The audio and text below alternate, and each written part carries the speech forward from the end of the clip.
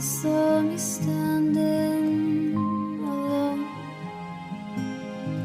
without a dream in my heart, without a love of my own.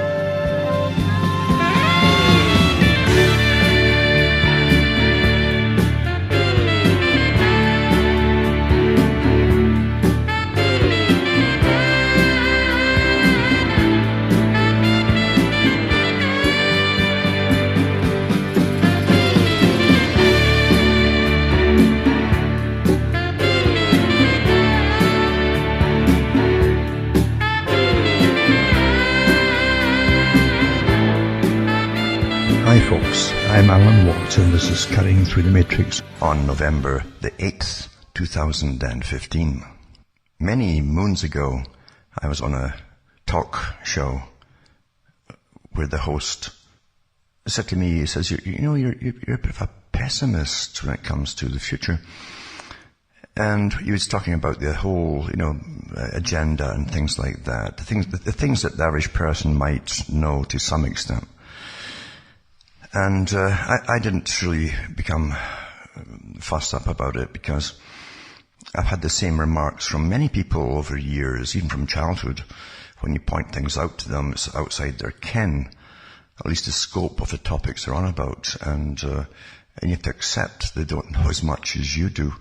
But I could have gone ahead and refuted his comment and so on, but I didn't bother. It wasn't worth it because he had a lot to learn, still has. But the reason that some people might think that is that I'm not into entertaining you see. I never came out to entertain the public because what's happening is a massive revolution. And most revolutions, I've said many times, are bloodless or fairly bloodless. They're cultural and they're social and so on, and they change the face of countries and nations, and what they stand for one decade might change totally into the opposite the next decade, depending on the amount of scientific indoctrination from every source possible of communication, television, and so on, and fiction as well. Lots of fiction is awfully important, and as I've said many times. But it's not pessimistic to understand things whatsoever. In fact, but the thing is, the trick is not to let yourself become downtrodden about it. Most folk do. They'll crash if they understand the scope, the massive scope of what's really happening and has been happening before they were born, in fact. It would crash them to understand that everything you believed in or was drummed into you to believe through your education and upbringing and all the rest of it is bogus. You don't have a democracy. You never had a democracy. And the same tycoons and their offsprings and so on, for an awful long time, folks, I mean an awful long time, who own the big corporations and all the rest of it, and controlling shares and interests and things too, have been working behind the scenes, continuing a strategy, a war strategy upon the whole world, to bring in the system where they themselves at the top, under disguise, of course, they're always disguised, will claim that they're big philanthropists. And I'm going to talk about that tonight to an extent, just touch on it because you can't get a lot in an hour as far as a lecture goes. So what I'm going to talk about really is some of the ones which are visible to you today. There's hundreds and hundreds and hundreds of these big foundations across the planet, but you'll find they're all connected. And you can't get the average population, even a section of the average population in countries, to come into a massive hall and give them a talk on something and have them agree on what should be done, if anything at all. But when you have an agenda is an agenda because people who apparently are separate and massive magnates, powerful, rich, and so on, when they get together, or at least when they appear separately, I should say, that's the better way of putting it, with their own foundations, but they're all on board with one agenda, which encapsulates everything from your way of living to what you're going to believe, and what you already do believe, in fact, because that's who gave it to you, and how you're going to be indoctrinated, and plus the broader, as I've said so many times, all of academia. You'll be under academia's indoctrination for an awful long time, and they're on board with it because they get big grants from the foundations and the movers and shakers, and even the ones who are outside the public realm. It's quite easy to buy them off, the guys at the top, to make sure they put the same curriculums in, to ensure that everyone is given the same standardized indoctrination of what's politically correct and what isn't, etc. So you're going through a massive revolution, and you see, the reason that talk show host thought I was a pessimist was because he thought it was simply a matter of getting the right folk to vote for the right person, all that rubbish. And I knew better, you see. I knew that politics really is a sideline, is a sideshow, you might say, of controlling the public, making you think you've got a say in things, but you don't. In fact, again, the big philanthropists and the big businesses they own, they have full-time, almost equivalent to the government size, lobbyists, lobbying for certain things to get passed through law, which affect all of you, including their indoctrinations. So, don't get disheartened when you meet people who think they know it all, but they don't really know very little. And what they do know is often taken straight from you, in fact, later on. But they'll never admit it. That's quite something too. But that's the way things are today. We're run by a war cabinet, I'd say. And these different philanthropists are not unrelated to each other. They're related in many ways, folks. As I say, they're all on board with the whole United Nations agenda, and I've gone into the history so many times of the United Nations and who set it up.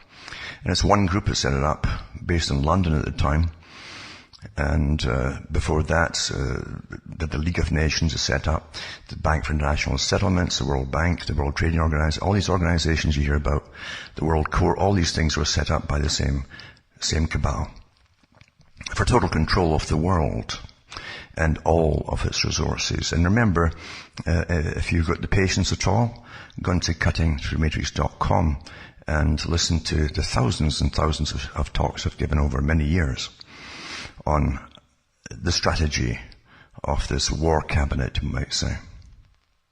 And I mean total war. I'm not giving you a simple analogy here. I mean total war on the public. When you're not allowed to have a mind of your own and come to your own conclusions by using your free mind, then obviously your mind is not free at all. And yet, through many techniques and shunning and all the rest of it, and peer shunning and so on, and shaming, they've been brainwashing children for an awful long time through the school system. And I was outside of the school system. And people watch their P's and Q's wherever they happen to be.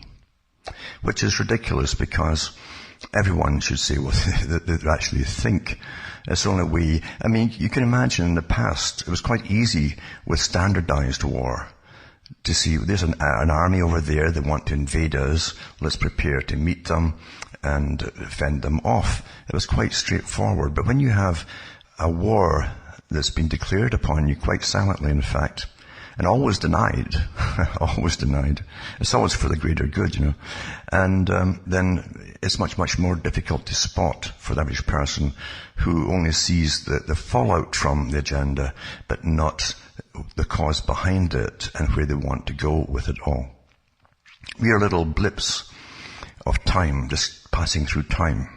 Our lifespans are short, and therefore you know very little when you die. You might know what you think is quite a lot as to when you started, but it's still a very little, because the generations that went before you within them too, with all their worrying and scaring and working and all the rest of it, trying to live and survive, they didn't have time either, most of them, to delve into the causes of things. And sometimes they come out with erroneous causes, simply because they didn't have all the facts. Facts are very difficult to get, and they're getting more scarce today because of, the scientific control of all information, the rewriting of histories, for instance. It goes on all the time, has been going on again all your life, until whole sections of history are completely altered or omitted from history books. And that's all by design as well. People don't think about that or why this happens, but it's coordinated again from a big cabal at the top who coordinates these things intergenerationally. When you go into, for instance, the League of Nations, I mentioned it before, that the Communist Manifesto and the Communist Party in the Soviet Union had different plans to achieve with time dates on them. 5-year plans for one thing, 10 from there, sometimes 50 and even 100-year plans. Well, most folk won't live till 100. So why do you think these plans can continue to be pushed ahead, you see? When one generation is dead, and yet there's still something pushing it ahead, and in control of it all to make sure that it doesn't go off track. And that's because the big foundations, which are fronts in themselves, the philanthropic organizations, can last as long as they want them to last, for 300 years or more. And generations work for them and implement their planning and monitor them and so on, tweak them where it's not working so well to make sure it does work, and they retire within working for these organizations, and the next group take over, hire, die, and nothing ever comes to a standstill. There's no lapse in anything, and they can start off with specialized goals for one foundation, for instance, and achieve it 100, 150, 2 years later. Because people are working full-time all that time, and to make sure they achieve the part of the goals that they were founded to do. But as I say, how come all these philanthropic organizations have exactly the same politically correct views on everything and the same implementation of all these particular views? Nobody differs. They're on board completely with it. Nobody differs. In fact, to belong to the United Nations, which is a front group organization, to be accepted by them, you must accept all of the diktats of the United Nations themselves, which are utterly radical, but they're no different from all the philanthropic organizations which are on board with the same radical agendas, right down to altering what was a man or a woman and so on. That's all part of it too. Which tells you, as they would tell you in a court of law after you do your interrogation of the accused, the preponderance of evidence brings you to your judgment, you see. That's what you have. And when you have them all agreeing on the same goals, these foundations, that's not normal. It isn't normal. It simply isn't normal. Get 10 people from your local area to discuss highways, for instance, in your area, and what should be done to improve or whatever them, and you won't get in them. You get, hardly any of them will agree with each other. So the preponderance of evidence with philanthropic organizations, when they all agree with the same agenda, and the agenda is completely radical, changing everything in life and the way you're going to live, then it means there's a coordinating body of them at the top from one group. It can mean nothing else at all. And that body does exist. The evidence for this can be seen pretty well every day if you really had time to go through so much information, or what they give out today as information. You would find that this coordinating body had their fingers in every single pie, that affect you and what you eat, how you behave, what you're going to think, all your PC, or political correct indoctrination. They made you, to an extent, what you are. And you'll become that because of peer pressure, because your peer group are indoctrinated too, and everyone eventually accepts the indoctrinated role which is laid out for you to play. Very few folk can stay by their opinions and possibly be ostracized by the crowd, you might say. So psychology, behaviorism, neuroscience, all these different areas and sections now, many sections to do with studying us, are all in play and working full time for the big foundations and their think tanks across the world, and have been for a long time. I'm Alan Watt, and this is Cutting Through the Matrix on November the 15th, 2015. This is part 2 on my talk on philanthropy, a massive subject because it's so huge really in its implications and its effect on society and the whole globe for that matter, completely tied in with the globalist movement and so on, and tentacles everywhere basically. Vast armies of non-governmental organizations that do their bidding and work for them. And they have full-time staff, of course, directing all these NGOs who have incredible salaries like CEOs of corporations and massive pension plans and live like kings and queens.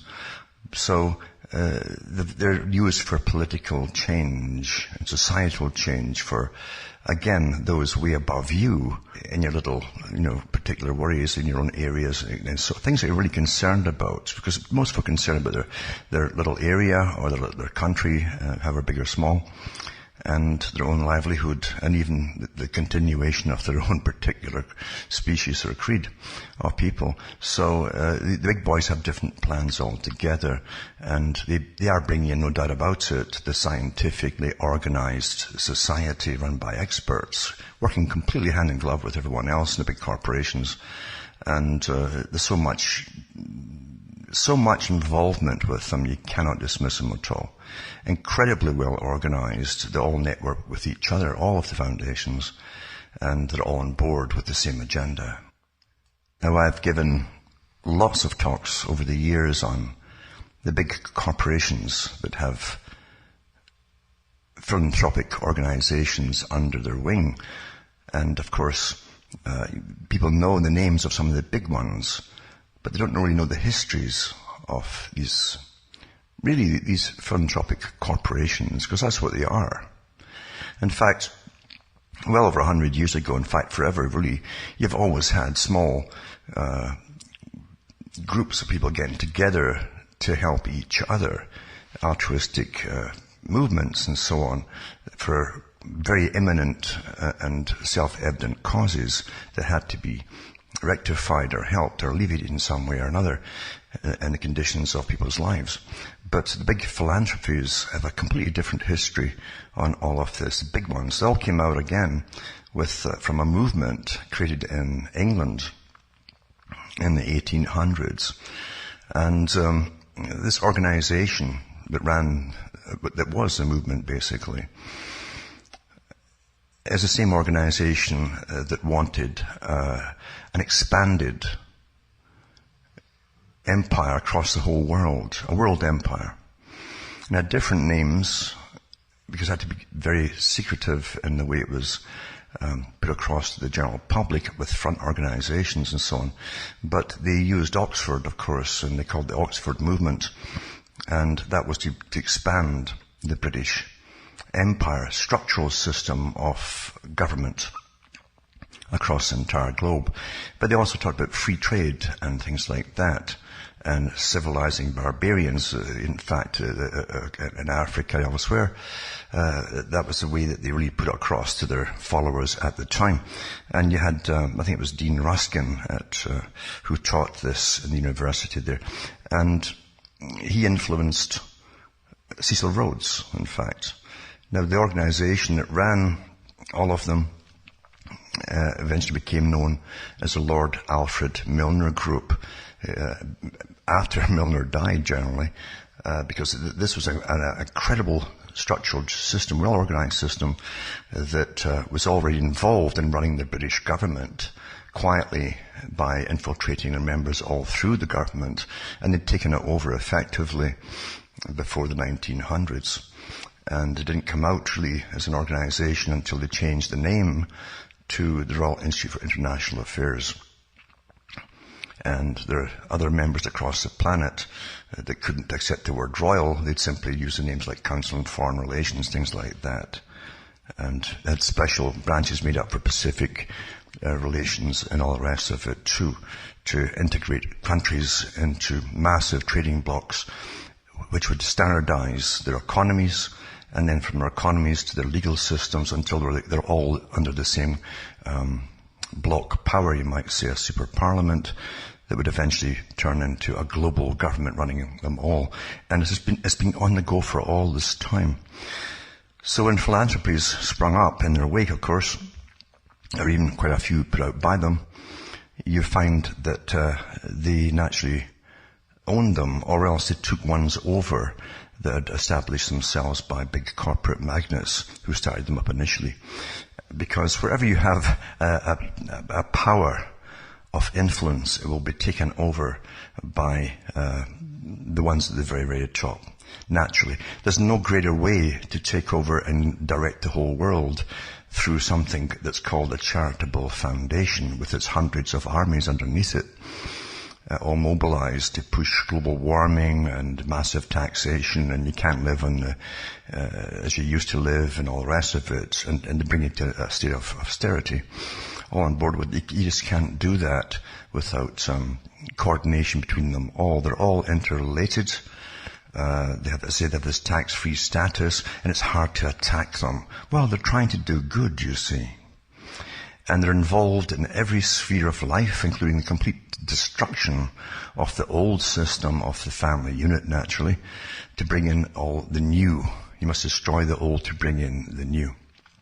And we've all lived our lives watching the destruction of so many things that held your nation together as it was structured too, including the massive, we've watched a massive influx of immigration, forced immigration too. Often your tax money pay for them to come in order to dilute the old system and get rid of your particular, let's say, race or creed or whatever it happens to be. That's all planned long ago, and it's come to obvious fruition in your own lifetime. And it's not finished yet.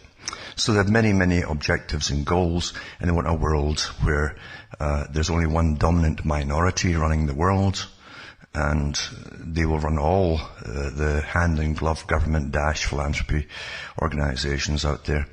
And that's how it is already, in fact. The Council on Foreign Relations had an article out a few years ago. I read it on the air at the time, where they said it was time for philanthropists to take up the true positions in helping to run the world, you see. So it's all been done. They're out in the open now. And again, they're hidden from criticism by the term charitable organization. Now, no one ever challenges them as to why does a charitable organization have the right to dictate policy to governments, and why do governments in fact accept the pressure that the say is put upon them by these big organizations. Of course, we all know the answer to that if you've followed my talks for all the years. Because everything's completely interwoven today. Nothing is what it seems to be, including your governments, of course, too. In fact, we've never had such terrible propaganda about everything as we have today from all government departments across the planet. Now you have the big philanthropic organizations funding special interest groups, of course, which they set up and run in the first place, to do with global warming, climate change, all that kind of thing. And they create the activists, and they run the armies of NGOs through universities and through society. And they also have ones for the scientists who are all on board with it too. They have, again, non-governmental organizations, coalitions of concerned scientists and things like that, who, of course, claim that they want a more responsible position in helping running the world's affairs. Old idea again. The psychiatrists on board with it too. It wasn't long ago, even prior to, and in fact that's part of the reason they created psychiatry, to help run the world and make it run properly, you see, and make sure only sane people would run it and all that. They train the people, and they themselves obviously are sane, even though if you do studies on psychiatry and psychology, you'll find so many of the people who go into it for the old reason of physician heal thyself. They know there's something wrong with themselves. But again, that's by and by. The reality is we have the scientific control of society, and that's what it's always been about. As I say, we're on the go towards the big global society. And of course, you need now massive crisis to create the global society. As crisis from disease, the World Health Organization, the United Nations, a crisis from terrorists everywhere, blah, blah, blah. We can't have this kind of society anymore. We need a global structure to take care of it, a standardized system and culture for all the peoples. All that kind of stuff. And of course you know too, that to try and force the same system that they've forced on the West for so long on the peoples who are having the terrorist organizations and running them, they're going to have a lot more fallout, put it that way, because these folk are terribly ethnocentric. And the West, of course, being a different kind of people, are more individualistic in their natures, and they don't all just jump together and congeal together when threatened, or even at the vague threat of something. They've got all kinds of opinions on things. You don't get that with the ethnocentric groups that are very rich and powerful, many of them too. So anyway, there's much, much more to this than meets the eye.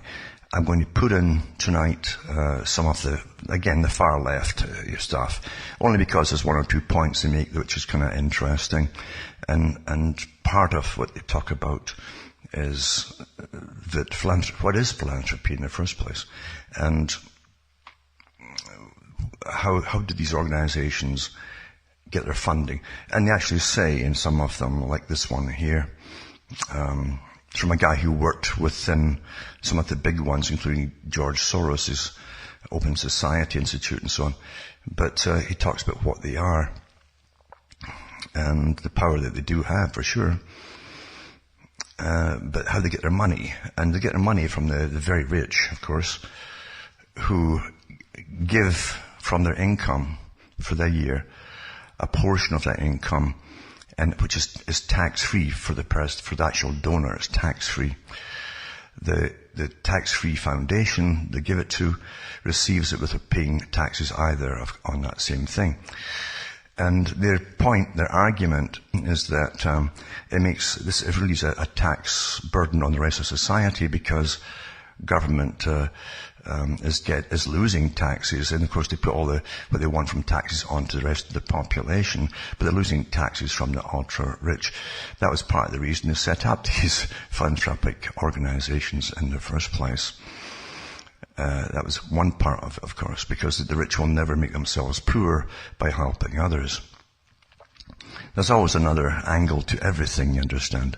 But this one article, as I say, is left-wing. It's very left-wing, and you'll see a lot of stuff in it which you can't agree with. But folk are indoctrinated, you can't really help anyway. But they do give little bits of information out, even though the rest of the information is your standard far, far left, total change type of way of looking at the whole world. But it's called charity is great, but it won't bring real change. Now, what is real change? And again, when you hear buzzwords like change is good, change, Obama said change, and everybody's really ruining the day that they fell for that one, because he brought change, all right, and it was nothing that anybody actually wanted. It never will be. Whenever you hear a term you don't understand, ask them to break it down and explain what they mean by it. You know, but again, people don't. They go and vote through emotion, it seems. And as I say, this particular one, it talks about how it works and how the money comes in, how it's spent and so on, but they don't really go into the incredible salaries that the big executives get inside the charitable foundations, because they're now part of this global governance structure, as they call it, you see. They talk about Bill and Melinda Gates Foundation, of course, and they also just mention some of the people who run these organizations. Now, here's a little point that they don't mention, none of them do, as I say. When you get associations that you can take over, because they're achieving so much wealth and power, it will be infiltrated and taken over very quickly by the most organized people. Very quickly. And that happened to all the foundations. Because look at the power they wield and the kind of money they can move back and forth or take away from certain areas just on a whim, and the massive effects it will eventually have, in fact immediately have, on those areas that they simply withdraw support from. The same thing goes for the big investment organizations, where your pensions and so on are thrown into in the big casino. You'll find that the same organized people that took over philanthropy a long, long ago also took over all of that too, because they wield more power than the individual multi-billionaires who invest with them or put their money into their stocks and all the rest of it, because the big CEOs have more power than them. Look at all of the multi-billionaires, just one of them. They can take that money out from investments and move it somewhere else just like that on a whim. That's a lot of power. There's all kinds of governance, as they call it, that you don't realize exist. And they do. And when you get them all working on the same agenda, there's one organization running them all, with their own operatives inside of it at the top. Now, getting back to this one here, I'll mention this article here, which is called "Is Philanthropy Bad for Democracy?" Because eventually the philanthropic organizations dictate the changes that they're after, and other groups, including other radical groups too, will often complain that they're being left out of the picture. So there's many, many different angles to this. And the other one too, left wing, is bargain for billionaires, why philanthropy is more about public relations than progress. Again, it's progress. Who determines what progress? You can understand. You never take anything at its face value. Look, ask what they're talking about when they're talking about what do they envisage as progress. It's quite simple. It's easy to do. Anyway, it says charity is great, but it won't bring real change. At worst, it perpetuates the myth that we need the ultra-rich. There's many ways that the far left, who use all these organizations and often work for them, see how they're being run as well. But it says, think of the planet's best human being. Who are you thinking of? Pope Francis, your parents, Justin Bieber? According to the Business Insider, it's Mark Zuckerberg, because he's planning to donate $1 billion, less than 5% of his massive fortune, to charity. Now, you find these organizations, big foundations, part of the deal that they have with these massive trusts that they are, because that's really what they are, is that they only have to give 5% of what goes into them, how much they have, to supposedly the causes that they're set up to do, the charitable causes. 5%, that's all. It says, well, it's certainly welcome. Philanthropy is far more insidious than it appears at first sight. It tends to lead to fawning press coverage with little in the way of good reform. Worse, it perpetuates the myth that the society's problems can be solved by the rich and powerful. It says there's a very real sense in which it would be hard for Zuckerberg to have done less for the poor. After all, he and his rich Silicon Valley friends regularly use their wealth to lobby for policies that would make them even richer, even if in the guise of social responsibility. It says, as Chris Rock notes, behind every great fortune is a great crime, and behind Zuckerberg's wealth there's a relentless monetization of privacy, or more accurately, the lack thereof. Now, I've always said that these characters they give you, and especially in more recent history, the last couple hundred years, basically, are really frontmen for one big organization. And they're made famous with a lot of nonsense behind them, of just rags to riches type of thing. Oh, they're just a natural genius. And we swallow that rubbish because we like it. It's like some kind of Hollywood story, you see. But what was the real goal of all? The goal was always to take away your privacy and make sure that this kind of government, the one above the one that you have that works for it, it knows all about you, constantly in real time, updated daily, knowing everything you're doing, because one global powerful group can only rest in peace when they have total control over everything and have complete knowledge of all of your business and what you're up to at all times of the day. You see. Only then can they relax. But it says, Carstensville, because this flattery is nothing like the unctuous adoration festooned by Matthew Bishop Michael Green in their book, Philanthrope, Capitalism, which bears their Orwellian subheader, How the Rich Can Save the World. The authors write approvingly that today's philanthrope capitalists see a world full of big problems that they, perhaps only they can and must put right. Maybe, but there could also be a more insidious motive. And then they go on to H.L. Mencken, who said the urge to save humanity is almost always a false front for the urge to rule, and that's very true. That's true. Power is what all messiahs really seek, not the chance to serve. While some philanthropists support good causes like Bloomberg's fight against big tobacco, other pet causes are not so humanitarian. While we may applaud the work of Bill Gates, many philanthropic capitalists, like the Adelsons and the Kochs, have decided their philanthropic venture will be empowering the Ted Cruzes of the world to wreak havoc. Wealth is power, and concentrated wealth is concentrated power. The most benevolent inventions are also the cruelest. And it goes on and on and on. It's a racket, but it's also a great cover for one powerful group. A very old group.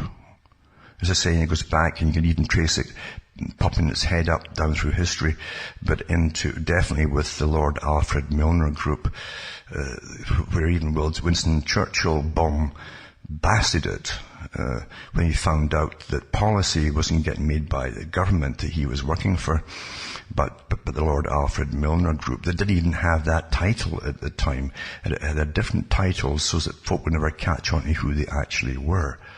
But they were well organized. They caused the South African War, the Boer War, and they were behind the movement to educate the general public through fiction and everything else, and all the news which they owned at the time, that they would build up a world war with Germany as the main opponent. That was World War I. And they actually did it. So that's how the world is truly run. Also, this article here is philanthropy bad for democracy, and it'll give you the idea of the kind of money they rake in. And mind you, too, the money that they get in, too, and only to pay 5% out for taxes, they're allowed to invest again, too, until they're worth trillions, actually, some of them. And this article, Plutocrats at Work, How Big Philanthropy Undermines Democracy. And this is, it gives you the full story of it. The big philanthropy was born in the US in the early 20th century. It was born in London. This is the Russell Sage Foundation received its charter in 1907, the Carnegie Corporation in 1911, and the Rockefeller Foundation in 1913. By the way, I'll also put a link up tonight to do with the Rockefeller Foundation. And it tells you in it, and it's from remember too, I've mentioned talks. Go into the archive section, remember, I always use it at cuttingthroughthematrix.com. I gave lots of talks on the big foundations years ago, and their complete involvement with the CIA. Now, the CIA is not what anyone thinks it is. It's not there for what the Americans will consider their personal health or their salvation, and keeping things strong for you inside the country with the way you identify yourself with the country. They have a completely different agenda. And as I say, I'll put a link up tonight to show you at least what came out from the Reece Commission, done an awful long time ago, when the US Congress put Norman Dodd's out there to find out why these foundations were supporting what it seemed to be at the time, not just left-wing causes, but revolutionary communist causes. And you should be asking that. But you'll find too, in this link I'll put up, that the CIA were heavily involved with the Rockefeller Foundation. But they did the same with all the foundations. The CIA to me is like a private corporation. That's how I see it. It's so secretive that it literally is an agenda-driven, well-organized, agenda-driven organization. It's a law unto itself, and it doesn't. It's not trying to keep the kind of old John Boy Walton story alive. It's completely globalist in its intentions for power and massive change. But this article says there were strange new creatures, quite unlike traditional charities, these foundations, that vastly greater assets and were structured legally and financially to last forever. And that's why they can get their jobs done. Some of the foundations had particular goals when they set out to turn everything upside down. I mean everything, folks. The way you could relate to each other, the way you'd be educated or indoctrinated and so on, what you believe, what you wouldn't believe. I say there's destruction of family units and various other things too. All of that. So anyway, as I said, vastly greater assets and more structured legally and financially to last forever. They could get the jobs done, their goals done. They could, over generations of hiring new CEOs, retiring others, and they could always work towards the same goals. We, in our own little limited lifestyle, will change our minds umpteen different times on particular things through experience of living your one little life, your short life. And you might have a completely different view by the time you're 60s you did when you were 18 or 20. But foundations, no, they can achieve their transitions, as I like to call it. I mean, their goals for change. Planned, orchestrated, instituted change. And it says, they were affiliated with no religious denomination and adopted grand open-ended missions along the lines of such as to improve the human condition. Again, when you hear terms like that, you must remember it's not. It sounds so simple, and you'll put upon that term, you'll transfer upon it what you think that means, rather than ask them what they mean by that. They were launched in essence as immense tax-exempt private corporations, dealing in supposed good works, but they would do a good according to their own lights, and they would intervene in public life with no accountability to the public. From the start, the mega foundations provoked hostility across the political spectrum. There are many detractors, they look like centers of plutocratic power that threatened democratic governance. I would say that's an old argument, because the whole thing now is so interwoven with government or governance as you think about it. They can't tell the difference. Setting up do-good corporations, critics said, was merely a ploy to secure the wealth and clean up the reputations of business moguls who amassed fortunes during the Gilded Age. Consider the reaction of John D. Rockefeller's initial request for a charter from the U.S. Senate. He eventually received one from New York State. It says, in spite of his close ties to big business, progressive presidential candidate Theodore Roosevelt opposed the effort, claiming that no amount of charity in spending such fortunes as Rockefeller's can compensate in any way for the misconduct in acquiring them. The conservative Republican candidate, William Howard Taft, denounced the effort as a bill to incorporate Mr. Rockefeller, Samuel Gompers, president of the American Federation of Labor. Quite a story to that guy too. Sneered that the one thing that the world would gratefully accept from Mr. Rockefeller now would be the establishment of a great endowment of research and education to help other people see in time how they can keep from being like him. And that little piece was from Peter Dobkin Hall, a historical overview of philanthropy, voluntary associations and non-profit organizations in the U.S.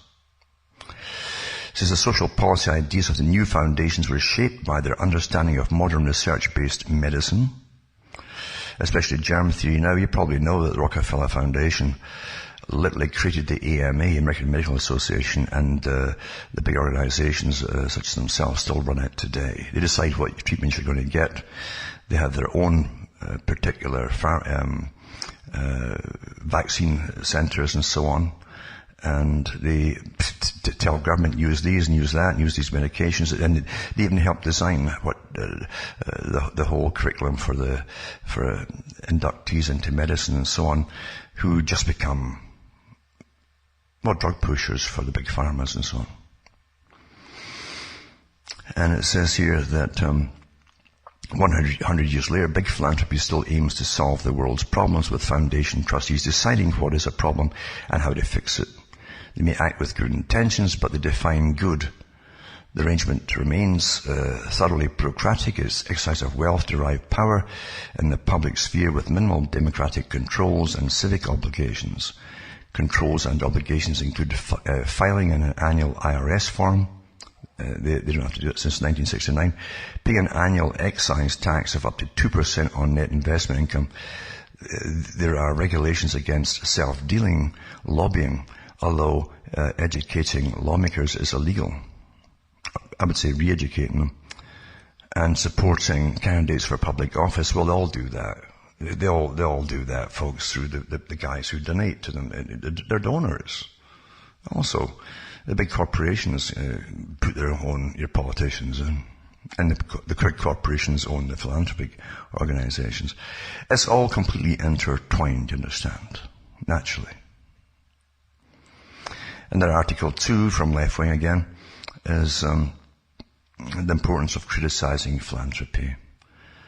Last month, readers of the Chronicle of Philanthropy, a trade journal of the non-profit world, were treated to a memorable op-ed. It was written by John Arnold, 40-year-old former Enron natural gas trader and hedge funder, who with his wife ranked third on the 2013 list of the nation's most generous benefactors.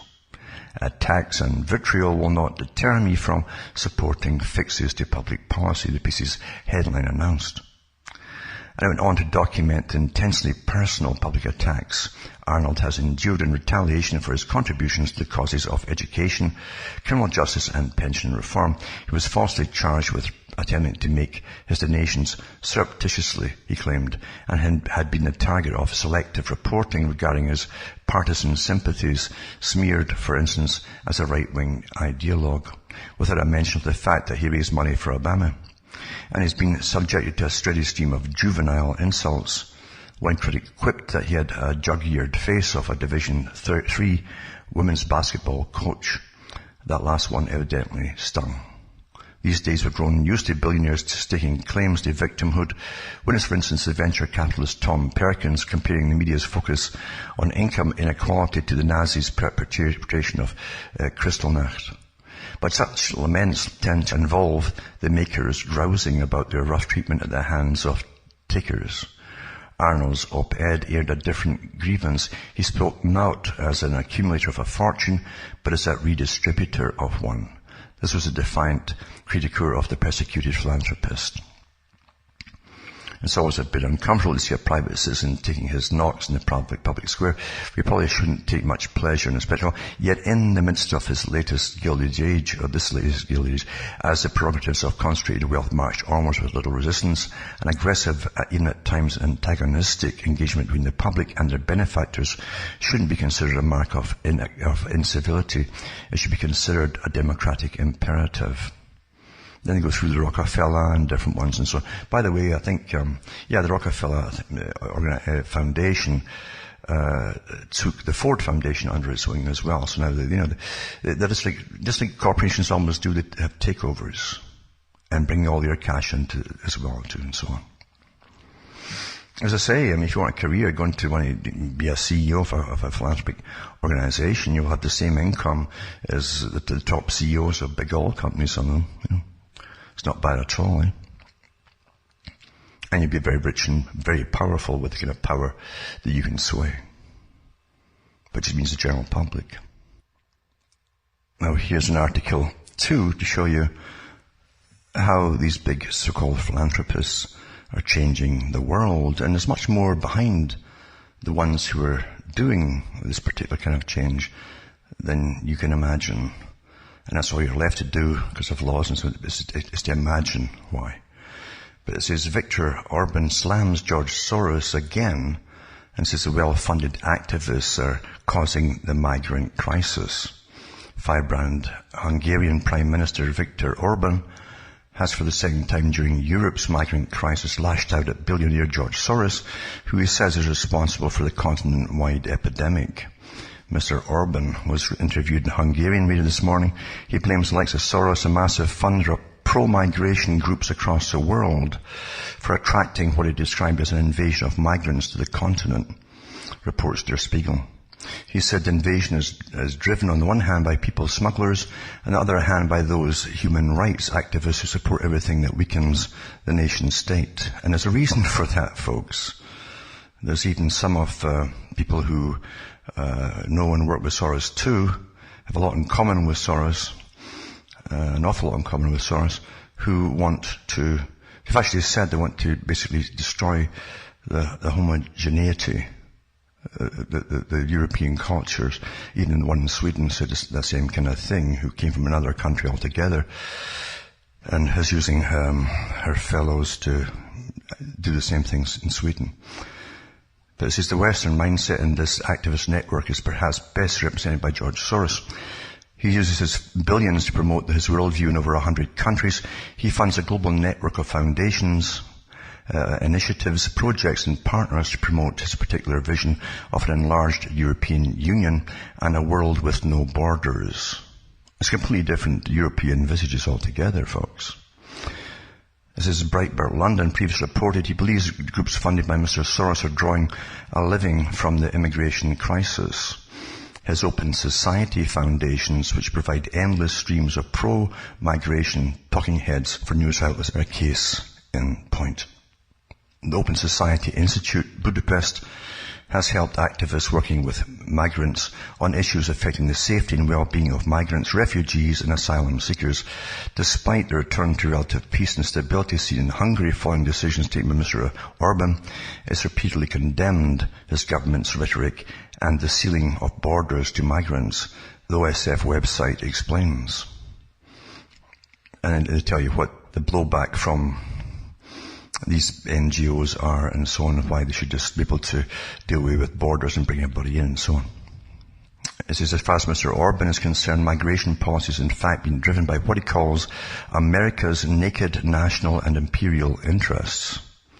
In the past, he's also identified financial self-interest as a motive of Western groups promoting migration. There's much more to it than that Mr. Orban obviously here doesn't know or he can't say. As to all of this that's running the world. Much, much more. But, I've talked about Mr. Soros before, and his history, of course, which is rather despicable, if not even criminal. And the man who came into London when he was young, as a kind of refugee and supposedly penniless, was fed by the British taxpayer and picked up and put in by his friends into, I think, London School of Economics, and they even raised a grant from the local folk to pay for him and all the rest of it, so that he could eventually destroy Britain, which he did actually, by getting two of his pals together, massive investors, and the three of them basically destroyed the British currency until Britain had to go back to the same people to borrow money to prop up their pounds and so on. So devalued after that. This is the rat. He's a rat, this man, obviously. That's his way of thanking the British people for, helping him get ahead, etc.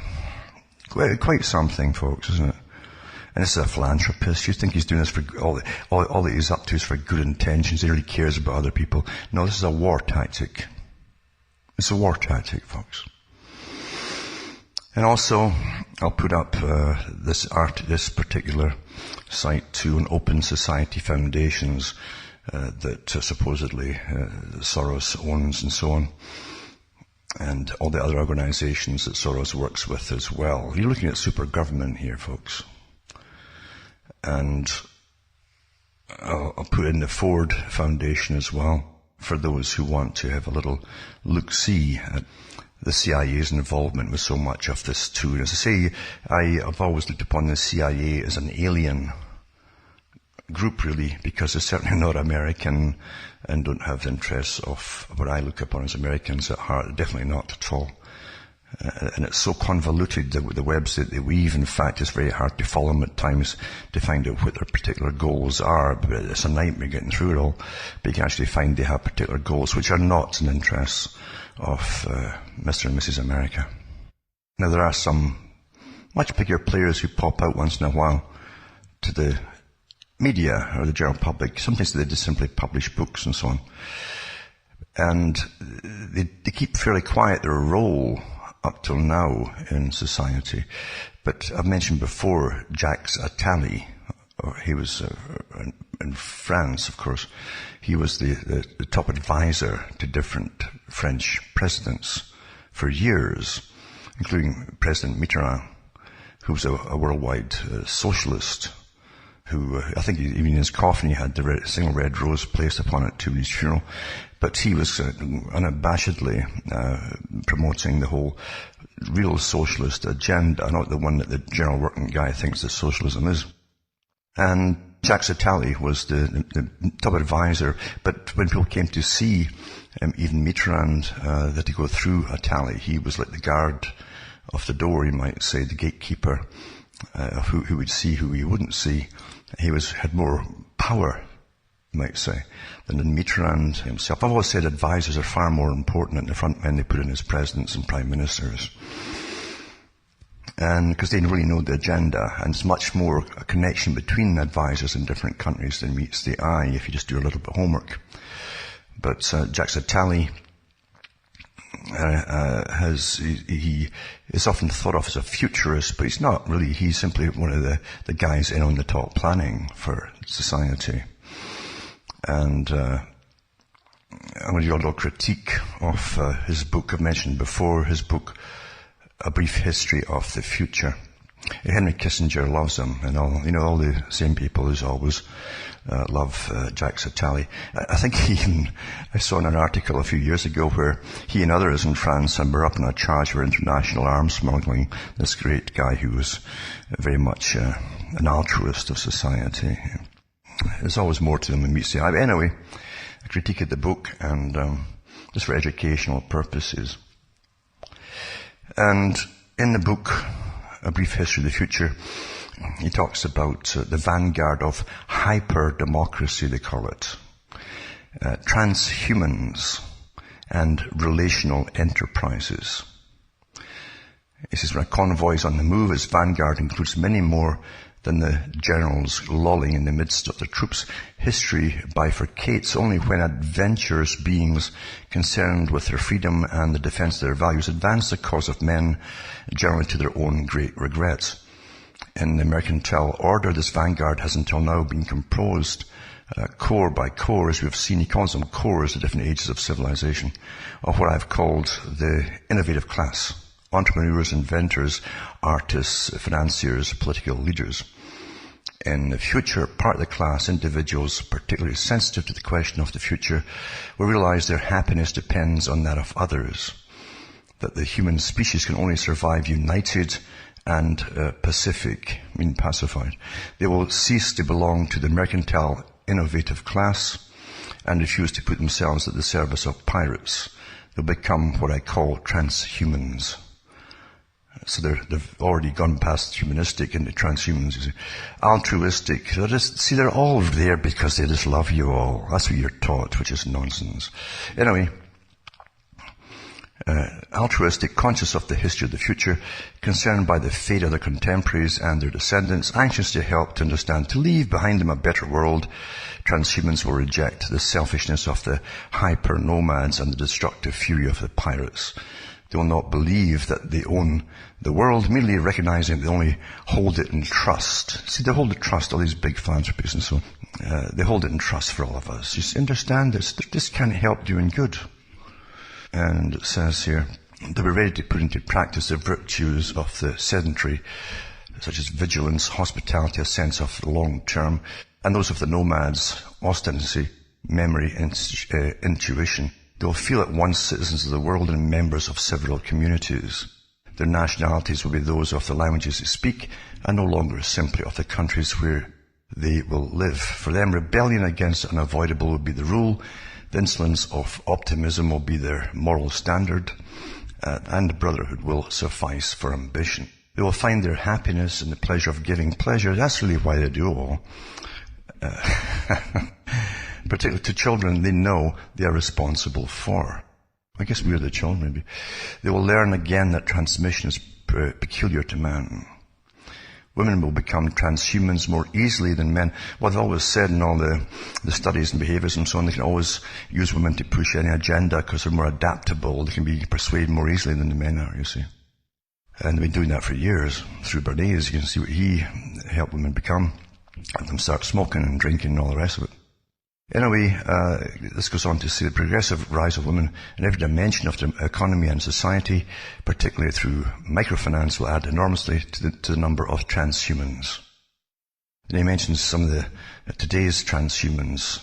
He says we might cite both Melinda Gates and Mother Teresa. Imagine putting Melinda Gates and Mother Teresa in the same boat there. We will also find among them billionaires who've entrusted the bulk of their fortunes to a foundation, as well as social innovators, teachers, creators, religious and secular women, and quite simply people of a goodwill, people for whom the other is a value in himself. While in the world of scarcity, in other words, in the market, the other is a rival, the enemy come to quarrel over scarce goods, the one against whom freedom is built and with whom no knowledge must be shared. For in transhumans, the other will be first and foremost the witness of his own existence, the way of verifying that he is not alone. The others will allow him to talk and transmit and prove generous, loving, outstripping himself, creating more than will satisfy his own needs and so on. Anyway, he talks on and on. And in other parts of the book too, he lumps in all the other big NGO leaders and all the top trust funds and so on. Well, trust funds are the ones I'm talking about, of course, too, are the tax-free foundations that bring it all to being, and the guys who give you the internet and all the names you're used to that are taking all your rights away. So they're all part of it, including the Red Cross, Doctors Without Borders, CARE, Greenpeace, the World Wildlife Fund, the guys who want you to basically go into utter austerity and reduce your population. And above all, many other non-governmental organizations all across the world and so on. So it's going to be a wonderful world as you're all run by someone who basically tells you you're being run by them now, as far as I can see. These wonderful philanthropists that really, they just live to help you. Not to get rich and live the rich lifestyle and so on, but and to get their own corporations where they manufacture things they'll have the government push on you, like vaccines.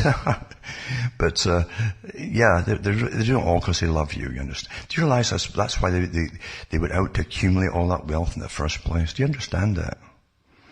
It's something that happens to you, like you see the light, do you understand? It's like a religious experience, where one day he just says, here I am sitting here, and I'm a multi-billionaire. And bingo, whang, it just hits you. You didn't do it for greed and to beat the other guy and to think you're a winner and your ego and all the rest of it. No, you did it to help everybody. It just hits you like that. You see, isn't it? God works in mysterious ways indeed, doesn't he? I'm telling you. Well, it isn't just the truth that's the hardest thing to find in not just all years of civilization and getting worse all the time. It isn't just, it's any kind of reality. Because you can't get reality unless you get the complete truth on any particular one thing and everything. And you ain't going to get it, folks, because there's better minds than you, supposedly, that are really out to help you. They decide what you're going to believe and how you're going to behave and all the rest, including even if your society or even your nation exists tomorrow. Or not. And you don't vote any of them in. So I don't know why you bother voting at all. Because all the politicians know that what I'm talking about is the truth. It's just a sham to keep you voting right now, as far as I can see. They're all on board with all the big agenda. Oh, climate change, global warming, it's man-made, blah, it's all your fault. With attaching to austerity and reconfigure the complete way of living from birth to death, even if you should be born. Because if they don't need you in something, you just add to the overpopulation problem. Etc., etc., etc. The scientifically designed society that I've talked about for years and years and years and years. And what can you say, folks? What can you say? So there you are. Not only are people going into transhumanism, but we already have transhumans. The people who had that special light from the heavens or wherever it came from, just hit them and say, you are going to benefit all of humanity, and you have a role in directing all of humanity's way of living from now to eternity. And no decision shall be made without your approval. The last I heard, Attali was working in the United Nations, of course, naturally. And I don't know if he still is or not. I'm sure he will be, because they always keep their hand in the same thing, no matter what they seem to get moved around to. And God knows how the arms charge went, that trial was upcoming.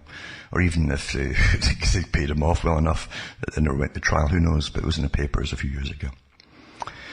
I'll also put up tonight a link to an old Gilbert and Sullivan comic opera song from the 1800s on philanthropy and philanthropists. And it's from the Princess Ida opera. But it's quite funny, actually, the way it's put across to the general public. And satire really is the only thing you're left with today. And even satire can get risky today. Because as you can see, everything's becoming more and more and more intolerant regarding free speech. We've been trained for years, and thank goodness again others have picked up on what I've been yamming about for years. The scientific socialism indoctrination that we have is so perfect, with Pavlovian responses instilled into us, and all the prompts we've had, etc., and the techniques of making you conform to the basic peer pressure of those who are the easiest to conform and indoctrinate. That's how it's done, even through school onwards.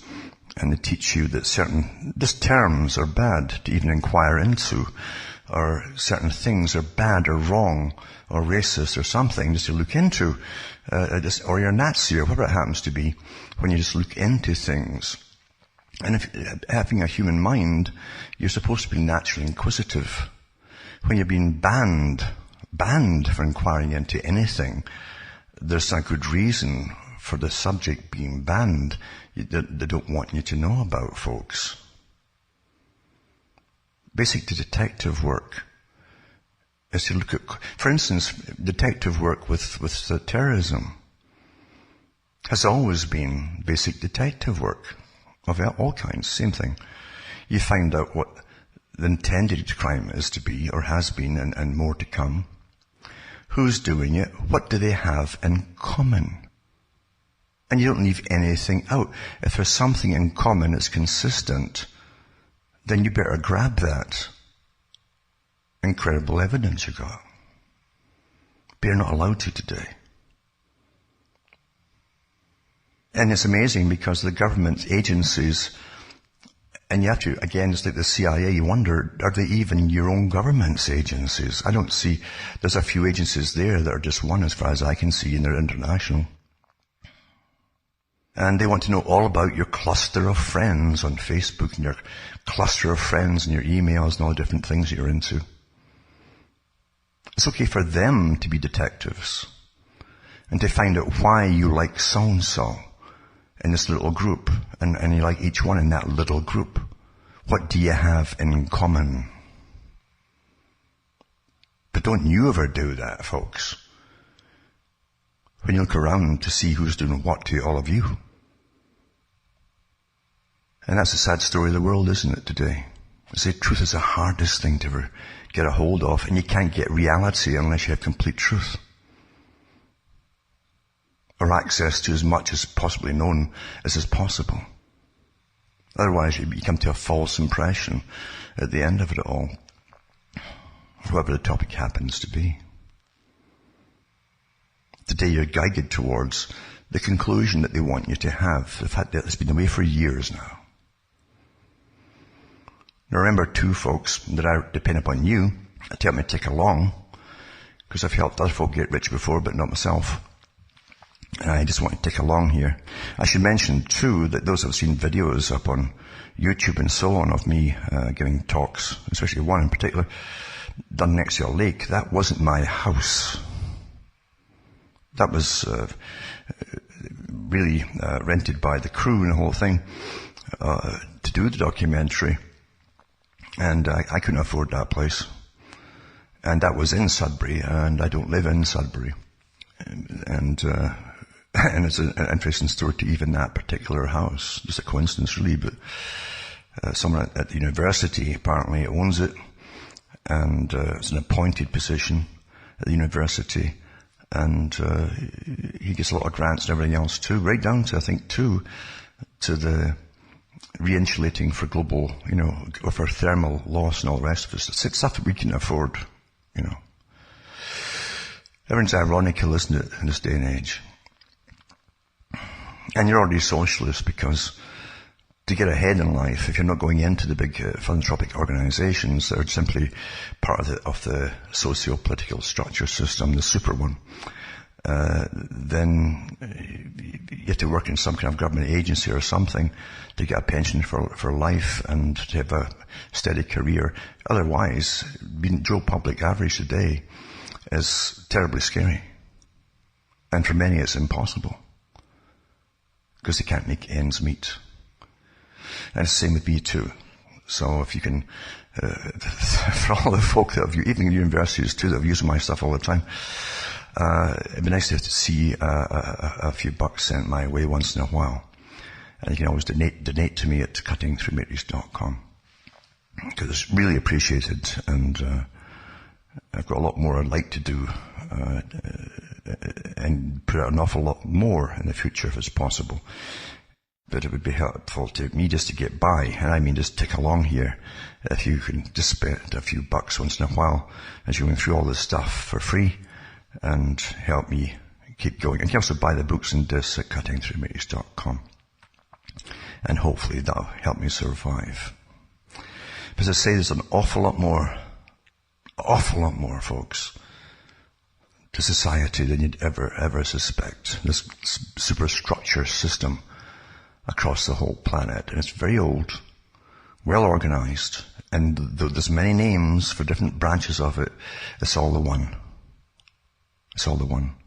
Kind of sad to think that your grandparents and your parents and yourself, you've all been born into it and directed along a particular path, a pre-planned path, which even involved collapses and depressions and near economic collapses, all scheduled years in advance for big changes, you see.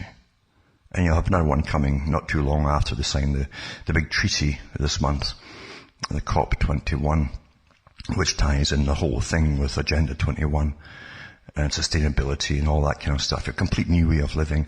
It's all part of this COP21 and Agenda 21 Millennium Project. Many names for the same thing, because there's no aspect of human life that it does not encompass, and it's not heavily involved in.